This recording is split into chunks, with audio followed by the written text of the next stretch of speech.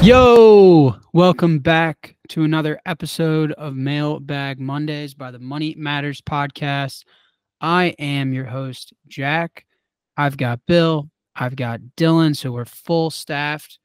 I'm out here in Munich, Germany, actually. I'm in my hotel. Let me get this mic out of my face a little bit. How's that?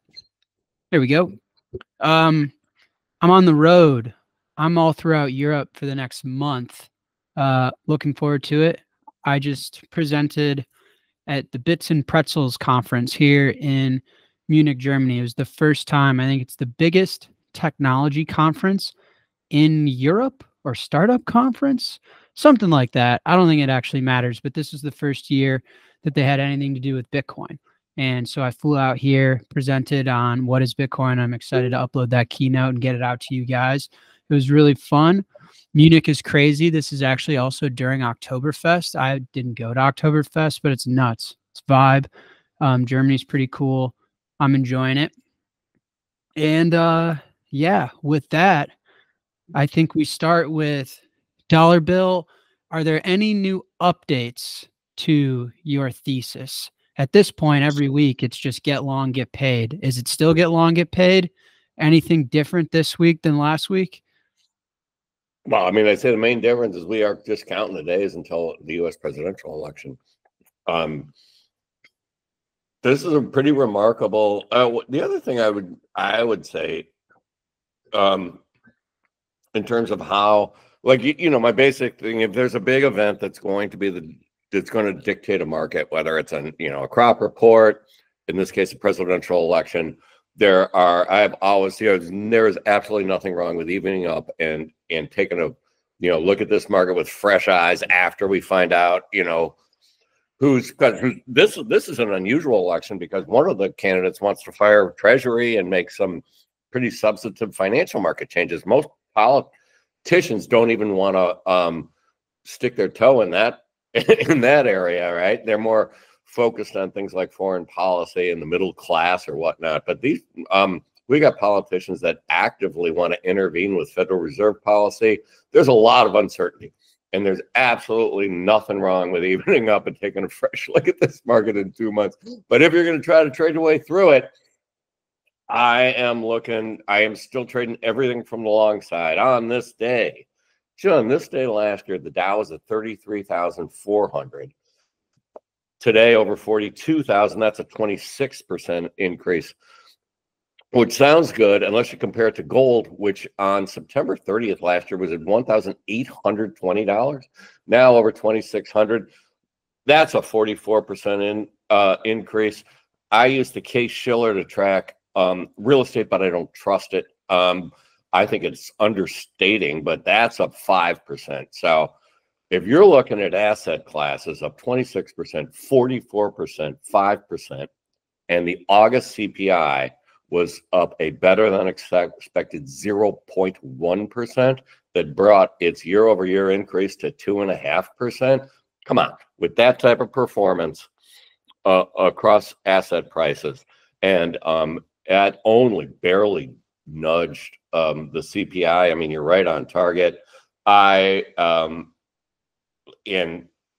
another countdown, till election day. Forward markets are not pricing in any more disruption to interest rates. So right now we're looking. Right now, I think it is. We're just kind of trading the predicted polls, and right now, Trump is behind Harris, so that is probably less friendly for asset prices, but it's still almost within the margin of error. So the last thing I'll leave you with on this day last year, crude oil was at $84. Now it's at $68. That's dropped almost a quarter. I remember that was Ronald Reagan had one of the most timing-wise, blessed, lucky two-term presidencies, because I think the price of crude oil made its all-time high practically like on Inauguration Day in 1980, and then broke throughout the 80s, which is the greatest stimulus you can do for your economy is bringing energy prices down 23%. So it's kind of a Goldilocks economy. I know I'm talking to Bitcoiners, and you guys are very cynical about how monetary authorities are handling, monetary matters as you head into a presidential election. But like I said, I know I quip about this, but if I'm in charge of this economy and I'm putting up these numbers, I'm asking for a raise if I'm Jerome Powell. I know you guys want to fire Yellen and Powell and everything, but you can't really expect much better performance out of that. I think we're on hold. Like I said, tick, tick, tick, 35 days till presidential election. I wouldn't expect these numbers to change a lot. And I certainly wouldn't expect them any type of monetary authority, price tightening. I know we got another CPA, we got another Fed meeting, another CPI number. But I don't think anything's changing for the time being. I know you guys, I thought the speculation thing was supposed to be so exciting. This one's not. This is going to be, I think, kind of a range-bound affair for the time being. That's how I'm trading it. Tell me more about Jerome Powell doing a good job. You serious about that? Well, I mean, which number do you think would you change? He really screwed up CPI. It's up 2.5%. He's not providing enough liquidity to an over-indebted economy. I mean, obviously, the number that would concern any monetary authority would be the price of gold. Gold, as you know, doesn't produce a yield. I don't think we found any new use cases for it. The best thing about gold is that it's not fiat. Your government can't debase it. The fact that that is showing such a strong gain would certainly concern me if I'm a monetary authority. I would not want to see $3,000 gold. But like I say, the reason that a monetary authority would want, would put a focus on an asset like gold is if it's an indicator of a loss of confidence. Yeah, it's an indicator of you're printing a lot of money, but I don't say that it's an indicator of loss of confidence, right? I mean, you got, the Dow is the 300, whatever the hundreds-year-old, the 30-hundreds-year-old industrial aspect of the economy, and that's having a real strong year. Yeah, gold's the only thing that might concern me. I certainly wouldn't want it to gap and go, and that might, but other than that, I said, what do you guys want on your pizza at the next Fed meeting? I don't think we have a whole lot to discuss. I think we're sitting on our hands for a while. Well, do you think then that the 50 basis point cut, do you think his actions are to try and instill a little bit more confidence? Because it doesn't, as they cut, assets are only going to go higher. What's going to turn gold around? Or can they instill confidence with gold and Bitcoin, a $5,000 gold and a $500,000 Bitcoin? Can they instill confidence despite that? Well, they are so far. Like I said, I think you're kind of on a line where you're kind of trying to force the market to agree with. Yeah, I'm a Bitcoiner too, and that looks like monetary irresponsibility to me as well. I thought that was an aggressive cut. The market, usually doesn't expect monetary interventions on election seasons. I agree with everything you say, but like I said, if I'm seeing any type of flight out of the dollar or any type of, if I thought gold was rallying because of a loss of confidence, like I said, then I would expect to see the stock market rolling over. I would expect to see that showing up in other areas, and you just don't. It really does seem to be one of those, and we've seen them before, several times throughout, when I was starting my career throughout the 80s, markets were very suspicious of, the dollar was losing value, to other currencies and commodities rallying, stock market making new highs. There were concerns that there was too much monetary stimulus there, but I don't know. And I don't know for how many years you want to fight this. That's a 26%, 44% are really strong years, and you're only paying for that with barely a tick up in the CPI. and dodging any politicalization during an election year. I think monetary authorities are doing a good job. Yeah, well, I think it's important for the listeners to understand there is a difference between irresponsibility from the central bank at the Federal Reserve and irresponsibility from the government in fiscal spending. And so, what the market could be saying is there's irresponsibility in government spending, and that Janet Yellen actually recently came out and said that she needs the spending to come down from the government in order for this to be maintainable. But what the market is saying is we don't believe that. We think actually rates are going to come down for this to be sustainable for the government. And so I think what Gold is saying is this is irresponsible, but there isn't necessarily a lack of confidence in the United States. There's just confidence in that the government is not going to rein in its spending and that the Federal Reserve is going to have to lower interest rates in order to sustain their spending. And so it is irresponsibility and there is concern, but it's probably about the fiscal spending and not, to my dad's point, not necessarily Jerome's irresponsibility, but maybe Janet Yellen and the government's irresponsibility. That's a big difference, but that's effectively what the market is saying. So I can pull it up. Janet Yellen was quoted in saying it will be necessary to get deficits down to keep interest costs manageable. And so she's talking about the debt that they're accruing through the deficit spending. And in order to get their interest payments, the payments that they have to make to take out that debt, she wants to see those deficits come down. And she's in charge of financing the government to spend money. But what the market is clearly saying is we don't actually believe that you're going to be able to get deficits down. Because if you actually look, if the United States was a company on the New York Stock Exchange traded publicly, it would be what we call a dead company because it doesn't bring in enough income to make its interest payments.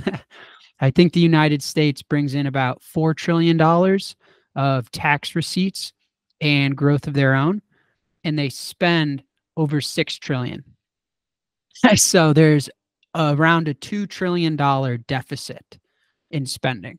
And so that's what you call a dead company, is when the company can't actually sustain the cost that it needs to spend. And when you look at what the US is spending on, it actually cannot spend less technically, meaning you're talking about Social Security payments. You're talking about things that are signed into legislation. And so not spending on them would be technically a default. You would need to default in order to not spend to get to your $6 trillion of spend. The one that you could, that isn't signed into legislation, is military, is defense spending. But there's two reasons why that's probably not going to happen. Defense contracts are signed over long duration. So we're already locked in to multi-year contracts. So we would have to renege on those contracts. The other is that there's a lot of war going on all over the world. And so to tell the American population that we're actually going to not spend in order to defend ourselves or defend others is probably not going to be a very popular idea. Outside of that, you can't actually spend less. So what the market is saying is, Janet Yellen, we don't believe that you're going to get the deficits down, that $2 trillion number, this $6 trillion number. We actually think you're going to get the rates down, the interest rates, because another way to make the payments affordable is make it cheaper to borrow the dollars, right? And then when you make it cheaper to borrow the dollars, you're obviously going to increase dollar liquidity. You're going to make assets get higher, like the get long, get paid. Bitcoin's going to go up, gold's going to go up, real estate's going to go up, stock market's going to go up. And that's actually going to increase their $4 trillion that they're collecting on us, because the biggest tax receipt that the United States collects is actually on capital gains. So as our assets go higher and we sell these assets to live our lives, they obviously, the US is making more taxes on us when our houses and our Bitcoins and everything goes up. So that's what the market is saying. The market is saying irresponsibility. The market is losing confidence, but not necessarily confidence in the United States and in the US dollar. It's confidence that they can sustain government spending at this level without rates coming down. No, I mean, we're both looking at the same numbers. I'm calling that a good job. I mean, I do say the same thing. Right. I'm sure you guys, anytime somebody bursts into a management meeting with some huge problem, we always had the rule where you are not allowed to give us a problem unless you got at least a long shot answer for a solution. Other than that, right, you're just dragging everything down. I agree. I mean, whatever the stat is, more dollars printed in the last 2 years than the last 50 or something like that. There is a lot of potential consumer price inflation, and that you cannot address consumer price inflation once it gets going, and then it becomes self-perpetuating, right? If I know I'm looking at higher prices, I start building that into the way I operate my business. And once they get anywhere near double digits, you got your Paul Volcker problem, where you really got to do a lot of damage to the economy to restore confidence. So I totally agree with you. I'm just not seeing nothing's leaking into CPI right now.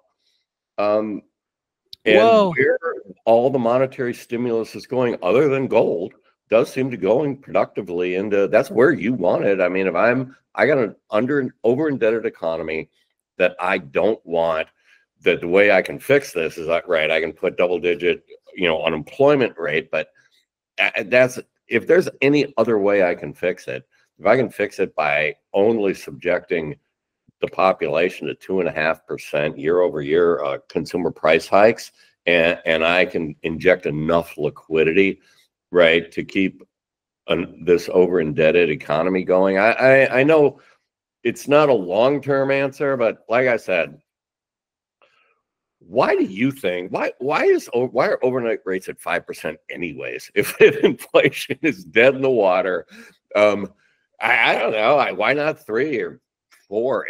The economy. Remember, we were at 0 not that long ago. That just seems like an unnecessary constraint to me. Markets want to go higher, and we're not paying for that with consumer price indexes damage. Like I said, other than politics, monetary authorities would love to sit on their hands for the next couple of months and get this election cycle over. Yeah, but other than that, I don't see why interest rates overnights need to be at 5% with the best CPI we've seen in ages. Yeah, but I think that you got to take a little bit of a step back and appreciate the fact that not everyone has assets. Not everyone can get paid until Bitcoin. So I pulled up in Q4 of 2021, according to Federal Reserve data. So according to the central bank itself, the top 1% of households in America, so the richest 1% in the country, held around a third of the country's wealth. The bottom 50% of the country held around 2% of the country's wealth. So the problem with this, if you have a house, gold, stocks, and Bitcoin, you're right. Jerome's doing a great job. What does he want on his pizza? But over half the country doesn't have any of that. And so you are directly harming hundreds of millions of people with your strategy. Bitcoin is very importantly the only asset that everyone can actually acquire because it's so divisible. You can buy a penny of it because it's free to hold. You don't have to pay property tax on it or anything like that. You can acquire it anywhere in the world. So you don't need to be Miami beachfront real estate or on the coast of California. For all of these reasons, Bitcoin enables everyone to be an asset holder, enables everyone to get paid. But unfortunately, that message isn't very widely propagated. One of the reasons we do this podcast. But, the point has to be said that, yes, if you are in the top percentages of the United States, I love what Jerome's doing. He's going to juice my assets and send them to the moon to prolong this government deficit spending. And I got no problem with that. Maybe someday I can own the Chicago Bulls. But well over half of the United States of America doesn't have any assets and is getting absolutely murdered, because at the end of the day, we know on this podcast, there's no free lunch. And so if people are benefiting, who's paying for that? Who's paying for me to sit on my assets and just get ungodly wealthy from just doing nothing? Yeah, but you got to be careful, because the political answer to that problem, to the wealth, to the growing wealth gap problem. The political answer is only get worse. And you're hearing them during this cycle. Politics are openly discussing raising the minimum wage and putting caps, putting price gouging, whatever that means, caps on commodity prices. Those are two of the worst political economic ideas. If that were the case, all I'd have to do is put me in charge, and all I'd have to do is pass a law that prices can't go any higher, and I would have solved inflation, right? But that's kind of as laughably dumb as they sound. That's really when they start with the price gouging and the minimum wage stuff, those are two economically destructive ideas. So I mean, politics can only make this situation worse, as far as I can see. I'm not saying otherwise. I'm just trying to be honest, because one of the reasons we started this podcast, and one of the things I pride myself personally on, is just telling the truth, because it's actually the truth is much harder to find nowadays than you would assume. And so, politics aside, central bankers aside, left, right, top, down, this thing, that thing, I'm just being honest, is that when they print dollars and they provide liquidity to further finance the government deficits, yes, that does just juice assets. Bitcoin is going to go really, really high. Gold's going to go really, really high. And he can probably do this, he being Jerome Powell, without destroying confidence in the dollar. There's going to be destroyed confidence in the government and how we spend money, but it's here nor there. Nobody necessarily loves the government anyway. Who is it destroying, though? Because there is no free lunch. Printing money isn't printing growth. It isn't printing value. And the reality, the truth, is it destroys those that are holding the currency.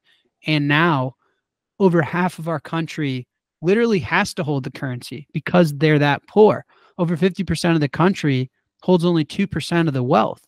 So these are people that are living paycheck to paycheck. So if you're literally living on the value of the dollar week by week, then your life's going to get exponentially worse over the next few years. And the benefit will be those that actually can afford assets. And again, Bitcoin's very revolutionary in this way, is that everyone in America and the world can now be an asset holder. Everyone can get long, get paid. You can buy a penny worth of Bitcoin. You can hold it without paying any property taxes on it. You can secure it yourself. You can be anywhere in the world. But unfortunately, that message isn't widely out there. But that's just the truth. The truth is, because if I'm a listener, I'm picturing our listeners like, this sounds too good to be true. Jerome Powell's supposedly doing a great job. The government's going to get away with all this spending, and all we have to do is sit on our hands, and we're going to get long, get paid, get rich. Who loses? And I'm just being honest. The losers, the people financing the top asset holders in America getting long and getting paid, are those that are holding dollars. That's just the truth. Yeah, let's unpack some things. If you want monetary authorities to do what you want and restore value, restore confidence in the dollar, and rein in some of this 20, 30, 40% asset gains all over the place. And I don't know where you think overnight rates should be in order to restore the long-term confidence in the dollar, but wherever that number is, what do you think Portland looks like, right? If you throw 10% of the people out of work because of the last hiccup, right? There's potential for political violence. There's potential for economic. What are those? Aren't there literally zones where they don't let police in anymore? Where towns, I mean, people need the confidence that a decent employment rate can give to those. The last thing I would want to do is send unemployment anywhere near double digits right now. Because I'd say I think there's too much instability, too much political instability, too much market insolvency risk. So I'm sorry, you're going to have to pay 2.5% more for groceries. Doesn't seem like a bad trade-off if you can soft landing your way out of this. That's, of course, never been done before. But I don't disagree with you. It cracks me up that on this podcast you find yourself defending Jerome Powell so much. It cracks me up that at your age and your beginning of your career, I'm the optimist, and you're like, this place is gone to hell in a handbasket. And no, I don't think think I'm a pessimist. I think I'm just honest. That's just the truth. The truth is, I grow up with a lot of kids. Like, listen, I'm 30 years old. Oh, you want to know the truth? I'll tell you the truth. How many kids my age have assets? Zero. And so what's the reality? The reality is their future is going to be inheriting their parents, the boomers' assets. Maybe the future of my generation is waiting for their parents to die to have access to wealth. Maybe. But the reality is these people are working every single day. They're working hard and their life is getting worse unless you're a friend of mine that listened and bought Bitcoin. That's like your only exit door. But these people, my friends, my age, that are working 9 to 5s, that are in college debt and are trying to work their way up the corporate ladder, they are not homeowners. They are not Miami beachfront property owners. They do not have big positions in the S&P 500 or in NVIDIA or in Tesla or in Facebook. And so that's just the reality is the next few years for them, their lives are going to get worse. And those that actually were able to own and acquire assets, lives are going to get exponentially better, all because of a central planner. And so, like, my girlfriend, for example, she dates me, obviously, but in a world where she didn't, she's absolutely screwed. Absolutely screwed. No assets, college debt, right? I mean, she is going to get crushed by monetary authorities. This is a girl in her 20s in the United States of America. That's just, understand, if there's a politician listening to your show right now, whatever's coming out of your mouth, he's hearing, yeah, it's time to raise the minimum wage. After all, you got 2 jobs just to make ends meet. And you still need a couple of roommates. We need to raise the minimum wage. And you know what I think? We need to cap price gouging. That's why you can't afford things, because of greedy corporations. No, I understand what's coming out of your mouth, but please understand what they're hearing. I don't give a shit about them. Who cares? I just think as far as economic policy goes, there's very few more damaging things you can do than start intervening on price levels and wage levels. I mean, that is the equivalent. Like I said, which side? Where do you want? You got an immigration problem? Let's build a really big wall. You got a price problem? Let's pass a law requiring. I mean, that companies don't raise prices. That degree of interventionism from the federal government just doesn't work in this country. Never has. My point isn't to imply any politician to do anything. I don't like any of these people, and I think they're all Muppets, and the world would be better off without them. I don't give a shit about what they think or what they have to say. To be totally candid, I care about our listeners knowing the truth. Man, I understand those talking points. The inflation and the wage and that, as you said, half wage earners could afford a home, and now that's 10% or something. All of those numbers, whatever you think the solution is, that all those talking points will lead to more political interventions and worsen the problem. Yeah, I mean, for the millions of people on minimum wage, Jack, I do think that they care is the point, right? Like if I'm working 2 jobs, I'm collecting minimum wage, and the scenario that you're describing obviously is going to keep me kind of in this sort of rat race cycle of trying to earn more fiat, despite my inability to like own assets. But yeah, if a politician's coming out and saying, "Oh, great, I'll raise minimum wage," that's, oh yeah, obviously I'm going to vote for that person, right? Without understanding that the downside of raising minimum wage is that obviously prices are going to follow increasing as well. It's like it's like the home tax credit, right? It's like the home tax credit. Everyone's like, oh, if you give $25,000 to people to buy their first house, wouldn't that be amazing? And it's like, no, the people that own the houses are obviously just going to raise the price of the house. If you want to buy it for me and all of a sudden everyone has $25,000 more of liquidity, I'm not keeping my assets at the same price. You know what I mean? And so it just kind of continues to like further the political intervention described serves the purpose of furthering that gap, right? Furthering the growth of that income gap or that wealth gap. And I think further supports your point, actually, Jack, which is that it's going, people are going to continue to not be able to afford assets, right? Yeah, I'm not arguing against you guys. Like, I don't know. I'm just saying how the world works. And you're like, how could you say that about Jerome Powell? It's like, what podcast am I on? Like, my point is, okay, let's take the opposite approach. Politicians are going to protect the 50% of America that only owns 2% of the wealth and doesn't have any assets. And they're going to treat those that have assets like, and they're going to do unrealized capital gains. They're going to price cap things. They're going to raise minimum wage. They're going to tax the rich even more. And they're going to go after that part of America. Well, that part of America will leave.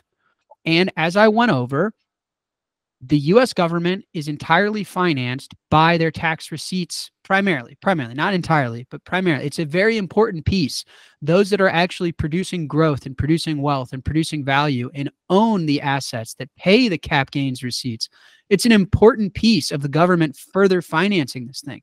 So if you treat those people too poorly, they won't pay you. They won't pay your property tax in California. They won't pay income tax. Zuckerberg and these guys won't build their companies here. They won't pay you the capital gains tax. And so the point is, somebody has to lose. And the point is, who's going to tell the public the truth? Because the point is, there is a hole in the balance sheet. Our domestic debt to GDP is around 130%, meaning there is an excessive amount of debt with no growth to pay it back. So there's a hole, there's a loss. That loss has to be realized. Who's realizing the loss?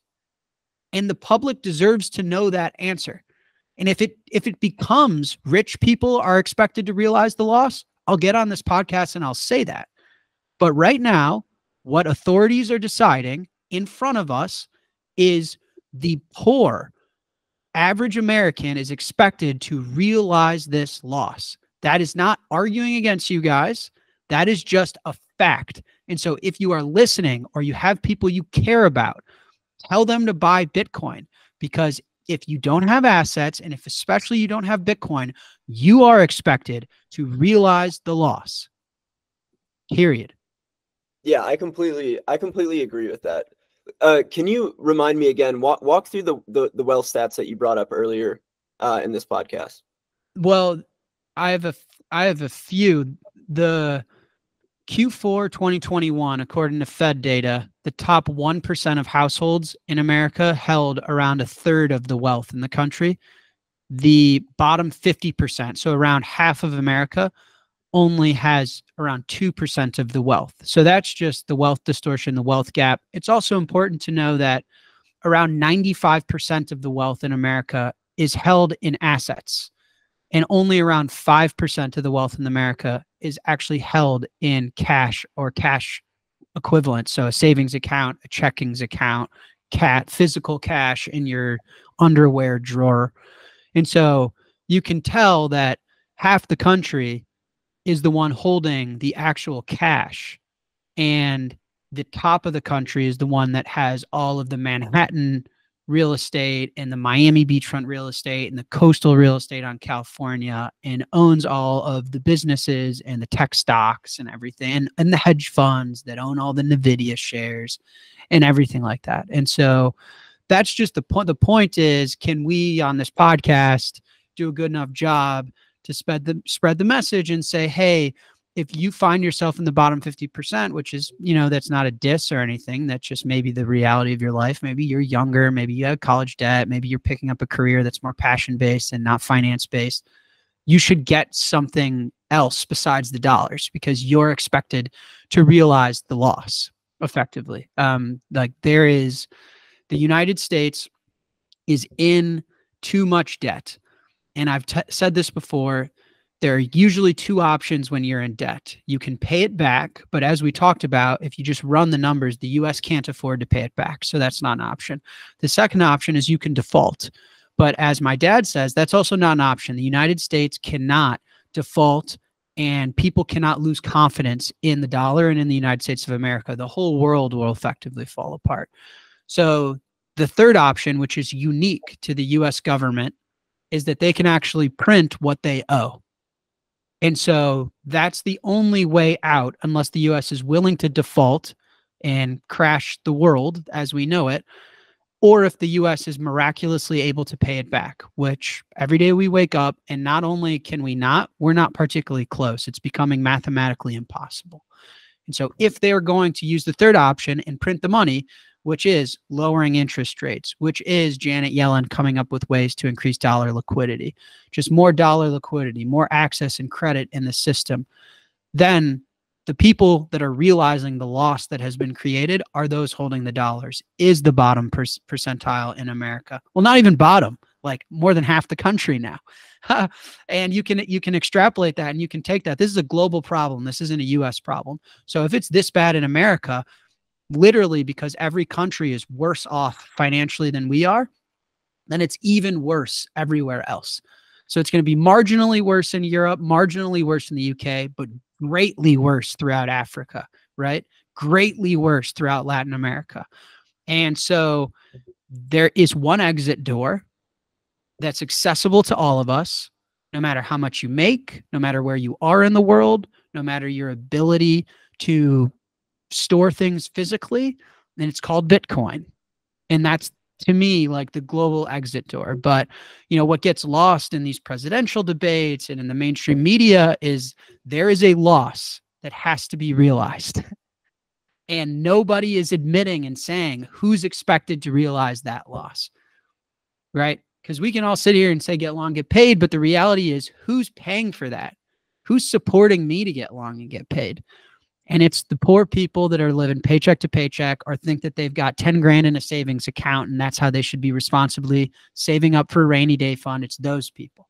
I'll tell you this, you guys, one thing, I know you guys look to me like, I can retrieve some example from my experience, but it is true that you guys have seen several things that I never saw in my career. I never saw, I think the two most notable takeaways for how interventionist or how this government has approached economic matters is stimulus checks, mailing people $1 billion worth of stimulus checks and 0% interest rates are just two things that I never came. So what happens to a market, when now that the government has that tool in their toolkit, I can just print whatever it was, 900, $1 million and mail it out to my voters and keep interest rates, at 0%.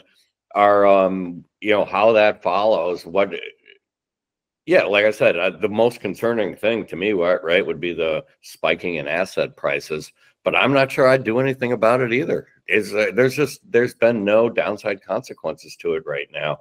And, for Jack to talk about, the people that are starting out in the job market and how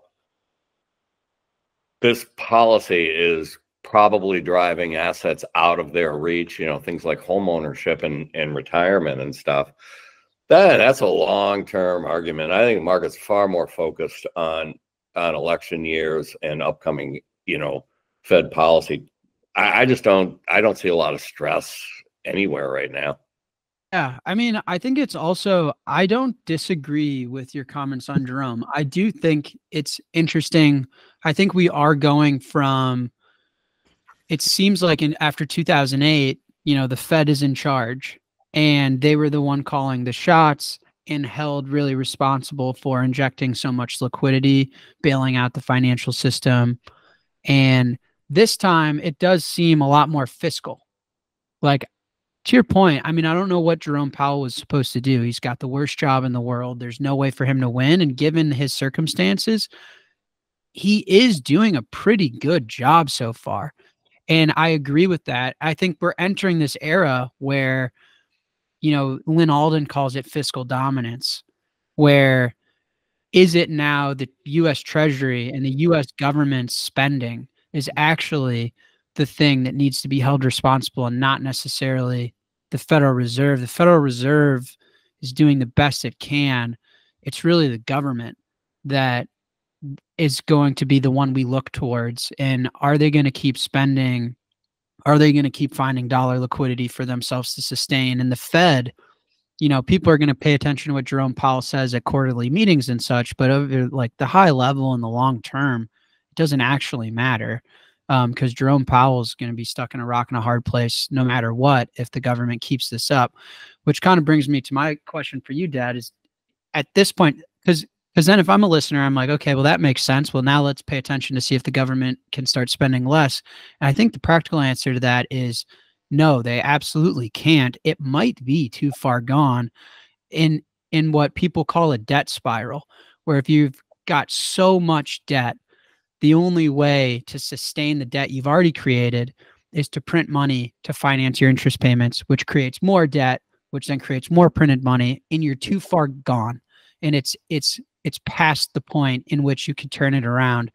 And then the only way out is, whether it's gradual or all at once, is money printing and debasement until you arrive at some new financial system. That might take 50 years. I'm not saying we're going to be at a new financial system tomorrow, but are we in a debt spiral where it's just too far gone? It's already, it might take 50 years, Jack. It's already taken 40, because that's exactly what people were saying during all the Reagan, you know, twin deficits, budget deficit, trade deficit. Remember, Ronald Reagan famously said he's going to take Congress's cookie jar away. He said, I'm going to cut rate, which I think he inherited the top bracket, something like 70%. I'm going to cut it down to the 20s. Congress is not going to have all that revenue to spend, and they're going to have to curtail their spending. That, of course, didn't work out that way. He cut revenues, they kept spending, and we got monster deficits that everybody year in and year out said exactly what you're saying now. That math doesn't add up. It's going to have to manifest itself in some type of, you know, typically price inflation or higher taxes down the road. Walter Mondale famously got up to a debate and announced that his intention to raise taxes. I think he carried one state. That's not going to happen. But let me ask you this. Does it matter? I agree. I think markets can remain irrational far longer than you can remain solvent. Things can go on longer than you think. But does it matter that 40 years ago, we didn't have this much debt? Does the size of the debt matter? Well, yeah, of course. Of course, right? Like, it's going to get exponentially worse because you're compounding an issue that just grows, right? I know, but it's almost impossible, right, to disrupt this if crude oil is $20 lower than it was a year ago. I mean, that's a very helpful, deflationary, healthy way. I mean, so much of crude oil trickles through to everything, right? No matter what it is, if you got it delivered to you, right, part of its pricing, you know, is affected by energy. And really, the like I said, the CPI, the bad part of printing money, is up 0.1%. The good part of printing money is up 26%. I just don't see the urgency to upset that. I just don't see that the clock is ticking on a monetary problem that I can't unwind. I would just let the market do its thing and let the election cycle get over with. And then if monetary authorities want to rein in some of this price inflation. But again, why are overnight interest rates anywhere near 5% anyways, with CPI, you know, on a, you know, barely 2.5% CPI just does not seem to justify that much restraint. The only thing I'd say that as a monetary authority that I'd be looking at, I would be worried about some of these asset prices, particularly precious metals. Well, I mean, the simple answer to your question is they shouldn't have changed rates. In fact, they should have kept hiking rates because they didn't hit their inflation target. The reality is they never cared about their inflation target. If they kept raising rates, they would have tripped up financial institutions, and lowering rates is actually probably the most effective thing to achieve what they want, which is confidence in the United States. But if I were like technically answering your question, they set a public target of 2% and they didn't hit it. Right. That's why. They have a dual mandate, though. You can't just, I'm going to utterly ignore my 50% of my job of supporting the economy and the job market and so forth. And I'm going to double down and make sure I hit my inflation target. I don't know. I'm, like I said, they're not being very honest about the job market. Powell came out and said, you know, what's really with the job market is the fact that we've let like tens of millions of people come into this country, and like these people now want jobs and shit. What the fuck am I supposed to do about that? There's people pouring in over the border. And not to get political, that's what he said. And so it's impossible to follow the job market right now. They adjusted the job data by 1 million jobs in hindsight. So I don't know. It's tough, right? Because you can't have short-term memory with these people. These guys said inflation was transitory. You remember that? And then it wasn't, and it was the worst inflation, or according to some metric, maybe within an 18-month time frame or something, is like the worst American inflation in 50 years or something.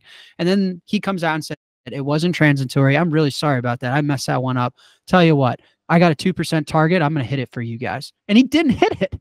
So he says inflation is transitory. Don't worry about it. Then when we have to worry about it, and it wasn't, he gave us a target and he didn't hit that either. And so the problem is, which is fine. Like, listen, I don't even own dollars. I only own Bitcoin. I don't care. But that's just the reality of the situation, is everything this guy says is a lie. Every promise he makes, he doesn't actually happen. And so that's why people have a right to be upset with him. Well, as you know, I've been running small businesses right since I got out of college.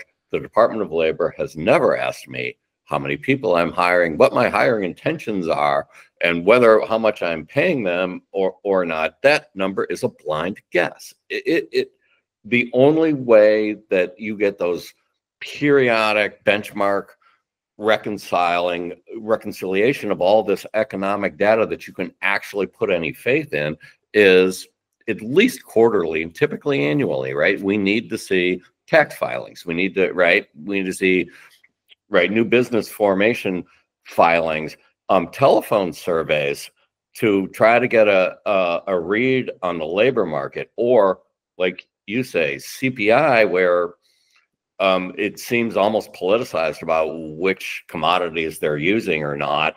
Those are either jaundiced numbers or guesses. And so monetary authorities just have to kind of you're kind of feeling your way in the dark until you get harder data. And if I'm feeling my way through, right, you gotta go off of CPI and asset prices. And to me, that looks weighed against the amount of in debt and the political background. I just think this just screams job well done to me. I know you guys are gonna stop asking me back. No, I don't disagree. I don't disagree. Go government, fiat. The fiat mob. A pro-Fed podcast. I mean, I don't. There's no disagreeing to that. But looking at the same numbers, it's just whether it's going to blow up or not, and whether monetary authority should start addressing some of this asset inflation now, whether they can afford to wait.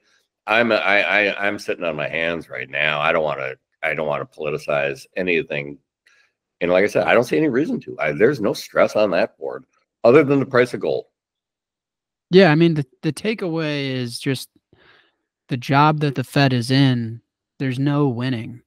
They're going to come out and pretend. We all agree on that. Yeah. Yeah, and so that's the takeaway. Is given their situation, there's not a lot they can do. So, it doesn't really matter. Okay. Well, anyway, that was a lot in this episode. For the listeners, let us know if this made sense, if this was useful. And I would just suggest buy Bitcoin. And if there's someone you love that doesn't have it, buy it. And again, it's not because I'm promoting my own bags. It's simply because financial authorities are saying in plain English who's expected to realize the loss, who's footing the bill, who's the one down bad while everyone else is going to be up. And it's those holding the currency. It's those that have quote unquote equity in the dollars, those that are going to be diluted with more money printing. And so that we can agree on. Yeah. Family, friends, loved ones, coworkers. This message somehow has to get there. If there's feedback for us or for myself on how to explain it or what isn't resonating, please let us know. I'd be happy to cover it next week, because we got to get people through the exit door to the best of our ability, because once this thing gets away from us, your friends and your family and your coworkers are going to be buying a $500,000 Bitcoin, not a $50,000 Bitcoin. And that's the asset inflation part. So it's always better today than tomorrow. And with that, we will talk to you guys next week. I can't follow that. Yeah, get your questions. And oh, remember, I'm off. Caleb Williams and I will not be attending the pod on the first week of February, as we will be traveling to, where's the Super Bowl? Miami, New Orleans. I'll be in New Orleans. As you know, we had Super Bowl tickets in the 80s. And, you know, your Aunt Jo is 2 years older than me, so fair's fair. You go first. And she said that Super Bowl was the most fun she'd ever had in her life. And I go, that's okay. I'll go next year. And we were so dominant. And, well, that was the end of that. So, yeah. I'm up next. I am up next to go to the Super Bowl. We'll see. You might be waiting a little bit longer than February. We'll see. Bear fans have to live one game at a time, 1 week at a time. That's just the reality of our situation. Play. We get to go to Carolina and play the Panthers next week. So, and then the Jaguars. So we've got a very realistic and practical chance to be a 4-2 Chicago Bear team. And we got to just take it 1 week at a time with this squad. I don't know. Have you been? It sounded pretty loud on TV. Have you been to Soldier Field? Yeah. I was at the opening week. It was loud. I mean, the city wants nothing more than the Bears to be good. I truly think if this city could ask for one thing of anything, it would be a Super Bowl, but for the Chicago Bears. So we want it, but unfortunately that doesn't matter. Doesn't matter how much we want it. Just like it doesn't matter how much you want more Bitcoin. There'll never be another. It doesn't matter how much we want the Bears to be good. They've just been bad. We'll see, though. Better chance that the Bears win a Super Bowl than there will be 22 million Bitcoins. So you can always hope. All right. I got to run. Thank you guys for listening. And please leave us comments. We read them all. And let us know if this made sense and if there are better ways or we can explain things or topics that you would want us to explain for you. See y'all next week.